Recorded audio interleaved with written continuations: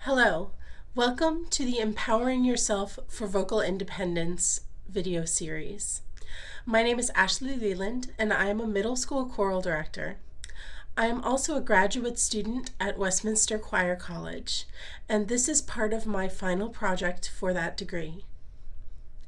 I decided to make these videos because I realized that in middle school, most choral students do not understand why the warm-up is part of a choral rehearsal. In fact, most students are not told what each of these exercises that the choral director asks them to do are actually supposed to achieve. I thought that it would be helpful to create a resource that students could use at home or on the go through these videos that would start to transition the responsibility for and development of the voice from the teacher to the student. All of these videos are meant to be used by the student, but also with guidance from a choral director or voice teacher. I have specifically focused the exercises in these videos for the voice of the adolescent girl. I have known many students of this age who are highly motivated and are excited and ready to start to take on more responsibility for the development of their own voice. As an adolescent female singer, you may or may not be aware of the female voice change that occurs between the ages of 9 and 13. We are all aware of the male voice change, which is usually very drastic and is much discussed. However, because voice changes are not as dramatic in every girl, the female voice change is not as well researched or discussed. Some girls experience the symptoms of their voice change but do not receive information about what is happening, and then they assume that they just aren't as good at singing as they used to be, and they quit. Before puberty, the vocal structures of girls and boys have no major differences from one another. The vocal folds, which are the muscles that vibrate to create your voice, are about 15 to 17 millimeters long before puberty. The vocal folds are housed inside your larynx, which is a structure made of cartilage located in your throat. When puberty hits, both boys and girls experience growth. We get taller, bodies change shape, organs mature, and the larynx grows too, spurring vocal change. At puberty, the vocal folds of boys grow about a centimeter, while girls' vocal folds grow about 4 to 5 millimeters. The vocal folds also thicken, and there are some muscles in the larynx that weaken during this period of growth.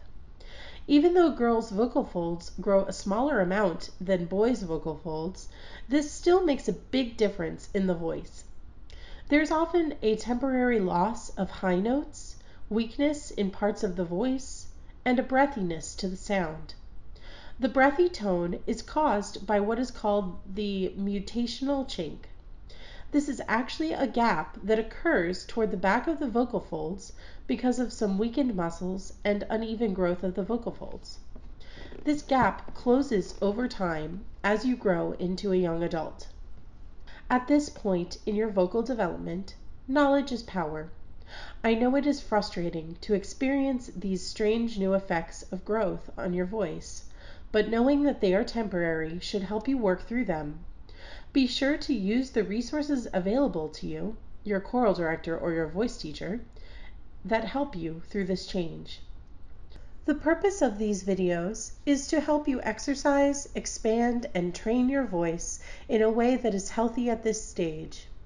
You should not worry too much about pushing your voice to sing very low or extremely high, or very loudly as it transitions through this growth. However, choirs of adolescent girls and adolescent female soloists frequently make extremely beautiful music, and training is necessary to achieve this. I have separated the following videos into topics that should be covered by every comprehensive warm-up. They are physical preparation and breathing, accessing your head voice, resonance, range extension, flexibility, diction, expression. As you watch each video, you'll see my students who are all about 11 to 13 years old, using the exercises recommended for developing each of these skills. I have found these warm-ups through a large amount of research, trial and error, and testing with my students.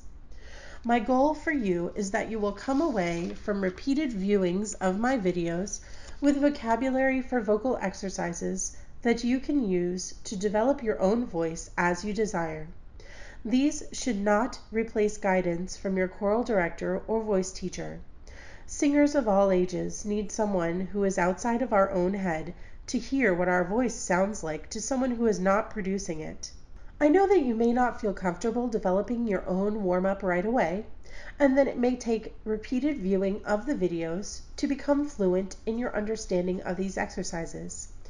I created the last 2 videos to be used both as a template for when you start to develop your own warm-up and also as a convenience.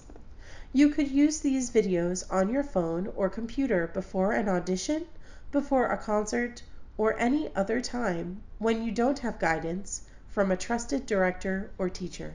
Finally, as you proceed through the videos, you will see that I have suggested specific ranges for each exercise. These ranges will appear on your screen on a keyboard image. If you are not comfortable using a keyboard or you don't have one at home, there are many online options for pitch pipes.